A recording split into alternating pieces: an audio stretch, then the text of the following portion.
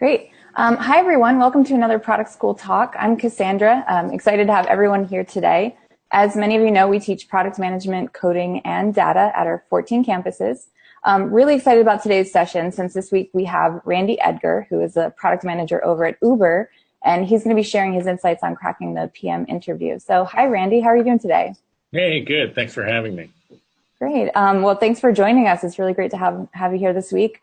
I know we've got your presentation pretty much ready to go. So before he takes over, just a quick reminder to everyone, we'll be taking questions in the Facebook comments right after his presentation. So you'll get some time there for Q&A. And Randy, I'll let you go ahead and take it from here. Okay, cool. Thanks for having me. So I've given this presentation a couple times over at Product School in person. I've changed it around a little bit. But my background is I work as group product manager at Uber. I work on a lot of the communication products that we have here at Uber between rider drivers or through marketing. And in my background, I've done probably 500 interviews or so on the product management side, and definitely seen sort of the pros and cons of things. And wanted to go over today the skills that hiring managers are looking for, and then some of the sample questions, and go over, like, when you get that question, what are hiring managers actually looking for when they ask that question? And then at the end, I have some overall tips that go for any interviews, just not PM interviews that usually go pretty well. And the whole thing should go about 15 minutes or so, 20 maybe, and then I'll save the rest for questions at the end. So when we talk about the 9 skills that product managers are looking for, what we do is certainly look for the main skill, and that is that you are focused on the customer, that you are creating features, that you are constantly thinking of solving customer problems first. So the idea about, and we'll talk about this a little bit, but creating features just because you think it's a good idea, or you think that it'll solve some sort of need. What is the customer's need? Are you hyper focused? Here we use the term customer obsessed. Are you absolutely obsessed about the customer and what their needs are, or customer/user, let's say? And making sure that everything that you're talking about is focused on the customer or user first, okay? So what comes after that is that what a product manager's main job is, I see it as that the product manager is the person who understands what problems to solve, right? What is the right problem to solve? And how you go about doing that is by being very attentive to metrics and goals. Do you have the right goal for your product? Are you able to use data and metrics to determine success of your product, right? You can't, like I said before, you can't come in and be like, I want to build this particular feature without being data-driven, and we'll get to that to the next slide, but without being hyper-focused on a goal and an objective and key metrics that you're going after in order to be successful. So that's the second one. So as long as you're hyper customer focused and being goal and metric oriented, that usually gets you through the main part of the interview, if you will, the main funnel.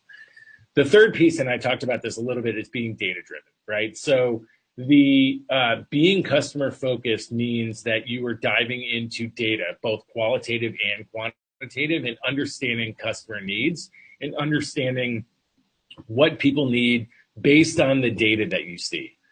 If you have intuition or gut feeling about a certain product, that's great for Steve Jobs, but for most product managers, it's really good to have the data behind you to make an informed decision. And you're going to need that data to be able to communicate to both, engineering, to executives, to design, to operations, to use data. At Facebook, they like to say data wins arguments. And I think that's a great way of summing up why it's so important to to use data in your decision making. The fourth piece is how innovative are you? So can you create features based on what we just talked about that are helpful for customers, that are data driven, that are certainly unique, right? And can move the company forward, right? Can you think about new features? Can you think about why to build a particular feature and come up with something, just one feature that's new? I once had an interview and I asked someone to pick a product and they started talking about what the customer needs and that sort of thing, but they came up with just this very small, innovative solution, which I was totally wowed by. And she tied it back to her key goals and metrics, and I'll talk about that in a little bit, but just being innovative and thoughtful about that. Fifth certainly is, what does good design and UX look like? So just because you've met a customer need doesn't mean that you're a good product manager. It means that you need to know what the customer needs within a particular product or within an application, right? So a lot of times you might get a question about, like, tell me about a product that has really good design, or tell me about a product that has really poor user experience, and tell me about that. And the user experience question is really there to dive into the user need and the user flow and the mental model that the user has to go through a particular use case. So as long as you're driven by a good user experience, usually that's very helpful in an interview. The main question I get usually is, how technical do I need to be a product manager? And the answer to that, like a lot of the questions that we're going to go through, is it depends. It depends on the company and the culture and what they're looking for. There are some companies that you need to know enough to dive deep enough to determine the right solution and be able to have a very intelligent conversation with engineering. And sometimes you need a CS degree, and sometimes you do not, and sometimes you need, an experience being an engineer, and sometimes you not. There certainly are companies that, a computer science degree is required, but there are some that are not as well. So it really depends. But being I would say it certainly benefits you to have the technical acumen and depth, and to show that in an interview as much as you can.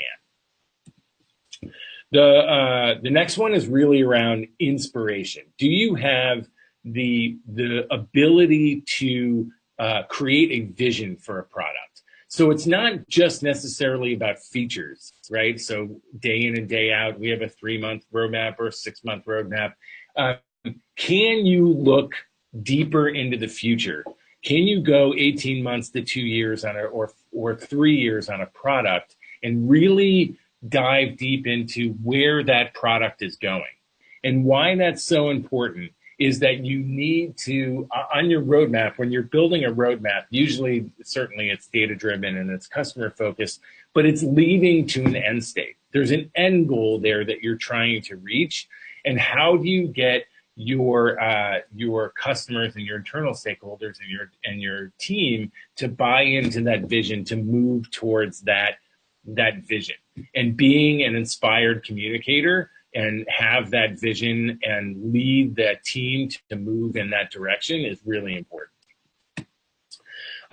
Certainly communication, right? So the ability to not only clearly articulate what we've been talking about as far as your vision or your plan or your feature or what have you, but do it succinctly, right? So we will get through this in a little bit, but one of the questions that we usually ask at the beginning, right, is tell me about your background.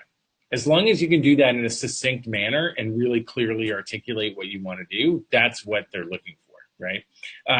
So being able, just watch yourself as you communicate and give feedback, like, is this enough? Is this too much? That sort of thing. The other one is around execution, right? So can you get your features built? It's great to have that vision. It's great that you have the acumen and skills to get a product built and get the right product built. But what is the work that you do in order to get work done? And do you mistake motion for progress? And what I mean by that is, just because you're doing work doesn't mean you're making progress towards your goal, right? So being able to clearly articulate that we have goals as a team and we have milestones and we're making progress towards those goals, not that just we're doing work.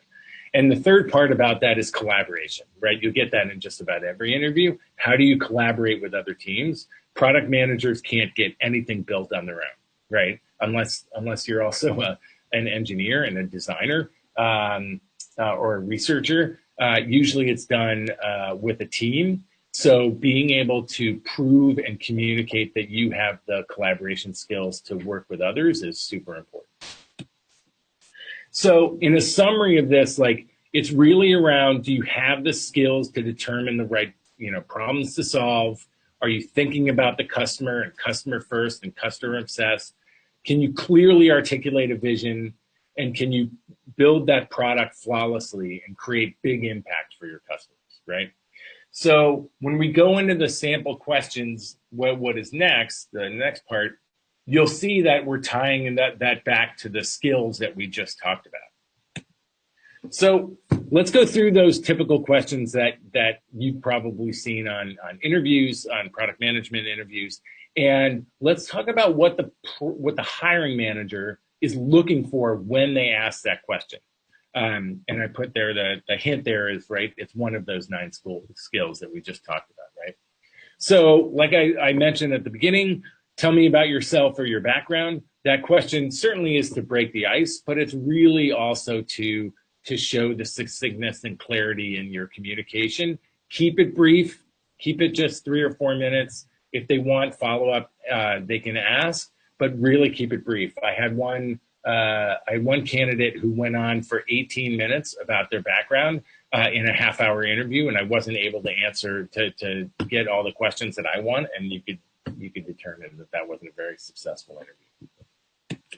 But the real thing, the question that you're going to get a lot is, I'll either tell you about a product here at company X, right? Or you can pick one yourself. Just take out your phone. You might get this a lot. Take out your phone, pick any app on your phone, and tell me about a feature that you would build for that product. Or we have a product here, Uber Eats is rolling out for fast food. Tell me about the product that you would build for that, right? You get that question a lot. So what are they looking for? So what we're looking for is the exact thing that we just talked about, those 9 skills. And the easiest way to break this down is to structure your answer into the skills that we just talked about, right? So first, what I would suggest is go to the whiteboard, right? And then write down the customer problem or customer needs that you see in your mind. So there's going to be more than one, right? And there might be more than one customer, right? There might be, like, for Uber, certainly there's, rider driver. There's 2 sides of the market there. What are the customer problems, right? What are their needs? What do the customers have to say? What do qualitative research say? What do focus groups say? What does sales say? What does support say? What is the feedback that you're hearing from customers? And then secondarily, what's the data that you see, right? So dive into the data and make sure that you really, truly understand the customer problem. Now, in this case, if you don't know what that is, you're going to have to make assumptions, right? So you'll have to say, like, I assume the customer feedback said XYZ, or if it's a question about a product at the company that you're interviewing at, you're not going to know, right? So you're going to have to ask follow-up questions like, what does the data say? And what does focus group say? And what is support saying about the product that the customer needs are? So after you go to the board and write down the problems, you'll want to write down like 3 or 4 different problems that you're trying to solve and pick one of them. And the most important thing we're looking for is the why, right? Like, you're going to have to make assumptions around it, like I said, but you're going to have to say, like, I'm going after this problem. It seems like the most impact for both our customer and our business and the main objectives that we're going at. So that's the third piece, right? Like, what are the objectives that you're trying to solve, right? Are you trying to solve for engagement? Are you going to try to solve for more users? Are you going to try to solve for a particular customer area? What is that objective of your product? And then come up with that feature and then tie that feature back to the objective and the problem, and the customer needs, right? As long as you've done that in a structured manner, I know as a hiring manager that you're thinking in a very structured way how to solve that problem. And then as long as you have, so you come up with a feature and you're like, here's my feature, and here are the key results that I see from that feature, right? This is what I'm going at. My objective is X. I'm going to go after it with these key results Y and Z, right?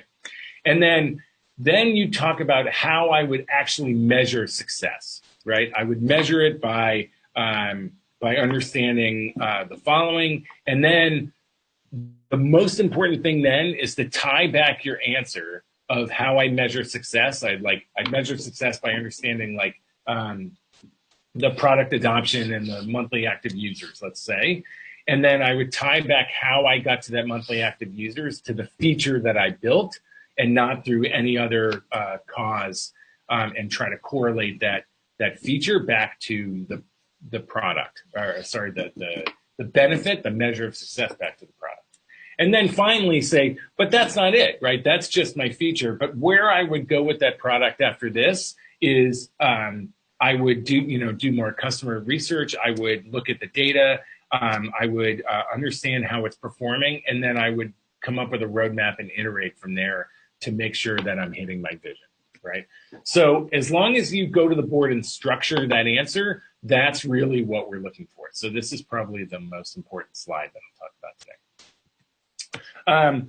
Another one clearly is, how would you measure success of the product? What are the key KPIs?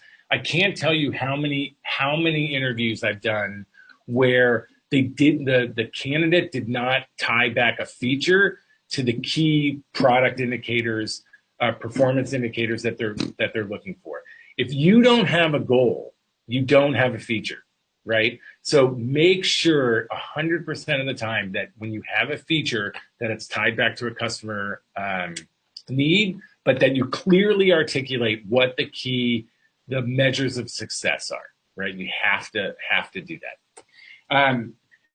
Other things you might get, I wanted to talk about this, is that you might get trade-off questions. What's more important, the number of weekly average users or engagement of those users? Or if you build a feature X and that's getting adoption, but it's cannibalizing another product, what do you do, right? The answer to these questions is almost always, it depends on the goal, right? So you're going to have to ask a question back that says, it depends. What is the goal of the company? Is it really to grow the number of users? Is it a brand new product that we're just trying to get as many users as possible on the platform? Or is it a stable product that we're trying to get more engagement, more daily actives, or more like time spent, that sort of thing, to drive other metrics? So if you don't have a clarity on what you're trying to solve, the answer will always be, it depends, until you figure out exactly what the problem that they're trying to solve. It's a little bit of a trick question. So that's why I always say, ask follow-up questions or make assumptions, and make sure that you're trying to figure out the key objectives of the product, because if you don't, then these questions become traps. Let me move. I know we're running a little shorter of time. So I wanted to go through some of the overall tips. Okay. One that I didn't do too well on this one, but it's really about speaking slowly. The interview is a conversation. It's not a way to just talk at someone. You're talking with someone. So remember to slow down and be personable, be friendly, be kind, right? The one thing that, and there's a Malcolm Gladwell book called Blink, and the one thing they suggest in interviews is to just smile, right? To be friendly. Like I said, follow up with questions and articulate assumptions. One of the most important things you can do is understand the company culture. So go on Glassdoor, read about it, talk to other people. The answers to your questions may depend on the culture of the company. At Facebook, there was a culture around move fast and break things. So if you talk about moving slowly and using waterfall as a technique to ship anything, you're not going to do well in that interview. So make sure you understand the culture. Really come prepared with thoughtful questions, right? Really think about what you want to ask. Any interview that ends with hey, do you have any questions? And the answer is no, that's usually not a good sign, because you're not really thinking through the questions that you want to ask. Also, certainly, research who you're meeting with, right? Like, who is the person, and do you have any shared connections with them, either through other companies, through education, through interests, like anything to break the ice and to make the conversation more relaxed and more personable is certainly in your favor. Two last things. One, this interview is about you. So sell yourself. A lot of times people may over pivot and talk about we did this and we did that and we did that. That's fine if you're talking about collaboration, but this interview is about you. So you should sell yourself. I did this, I did this, I did this, I think about this. This is how I get this stuff done. And lastly, interviews are tough. They're difficult and they require practice just like anything else. Please, if you get an interview, take it. Even if there's a company you don't want to work for, take the interview. You'll learn something about yourself when you do that. Interview. So it's my biggest piece of advice. Take those interviews. Okay, so we got about 8 minutes or so for questions. I'm happy to take anything.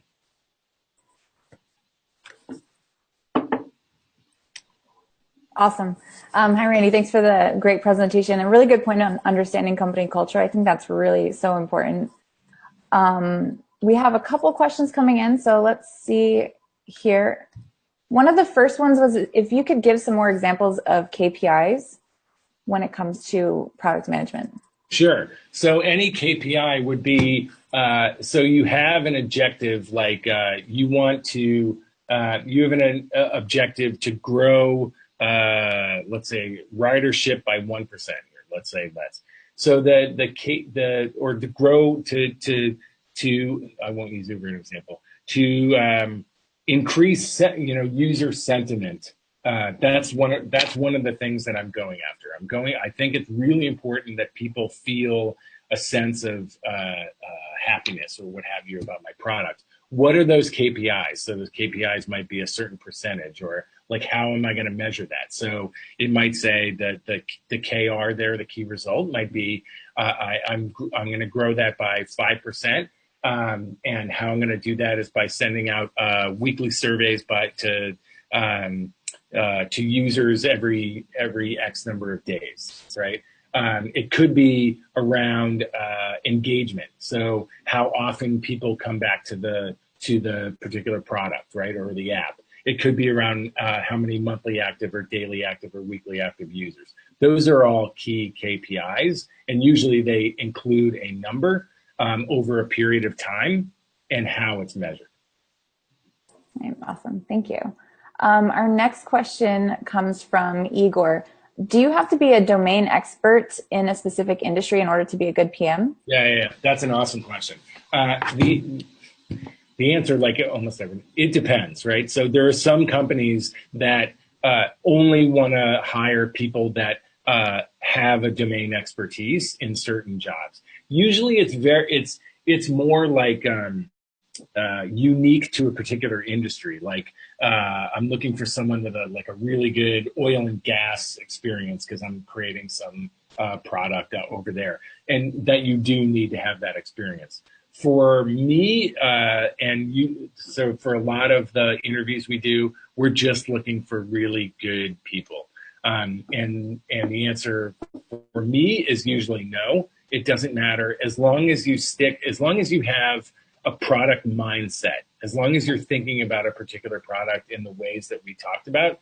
It doesn't matter about the background that you have as far as like different domain expertises. Awesome. We have quite a few more coming in. So let's see. This next one is from, Winston. Oftentimes product managers get overly obsessed with a specific KPI. What tips do you have to ensure you don't go down the wrong path or you're not analyzing the wrong metric? Yeah, that's a good question. So it could be that KPI is right, but so the question's really not just about are you solving the right problem, but do you have the right measures in place, right? So I would say, what's the overall goal of your product, right? So go back to the goal of your product, right? And by moving a particular KPI right, by X% or what have you, if you have 4 different KPIs, which one of those, sorry for that, which one of those is moving the needle of the objective in a better way, right? So always, Winston, what I would say with that is always go back to the key objective and try to understand which one of those KPIs is going to move that objective the best. That's the one that you should be focused on. The other one might be time considerate. So it might be that this is my key KPI for the first 6 months, and after that, I'm going to move over here. That's okay as well, as long as you're deliberately talking about why you're going after that strategy. Okay, awesome. And we have some more coming in on the interview process. Let's see here. Kelly, what's your advice if you're given a product challenge in a domain that you know very little about? So for example, a non-social networking company asks you to dream up a new messaging tool for Facebook, but you don't use Facebook. Yeah.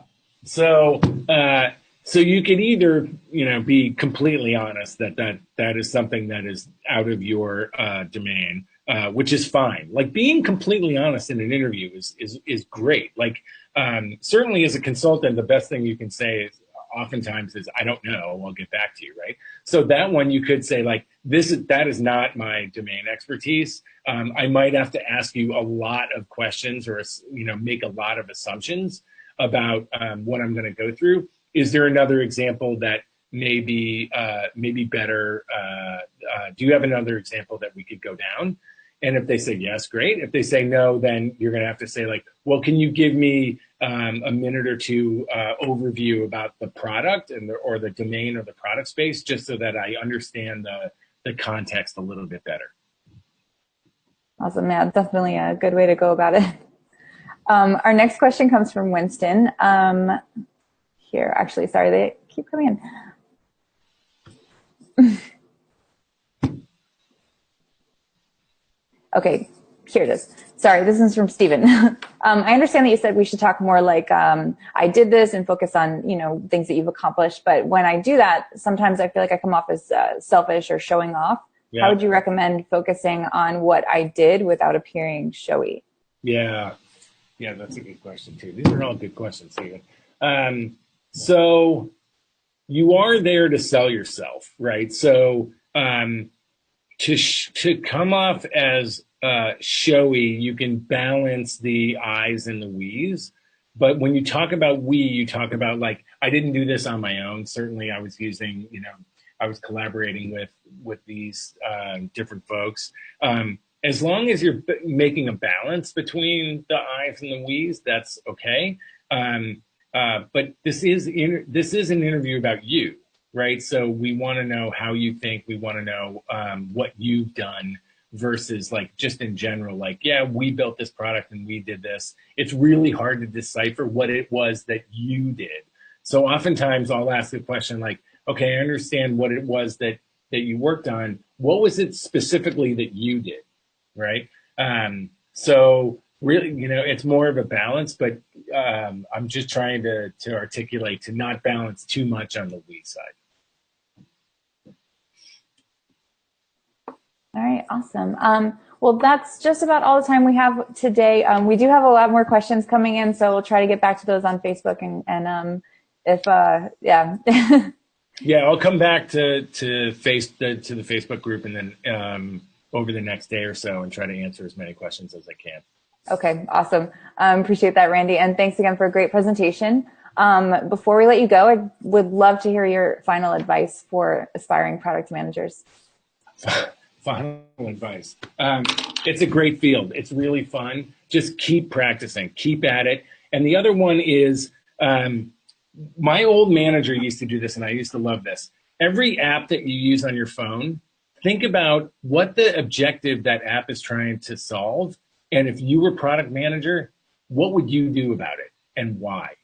And you get into the cadence of thinking like that, it makes interviews like this so much easier. Awesome. Well, thank you again, Randy, for joining us. I appreciate it. Okay. Thanks very much. Yeah, thanks everyone. If you guys want to get more information about us, you can go to productschool.com, and we'll see you guys next week. Thanks. Bye.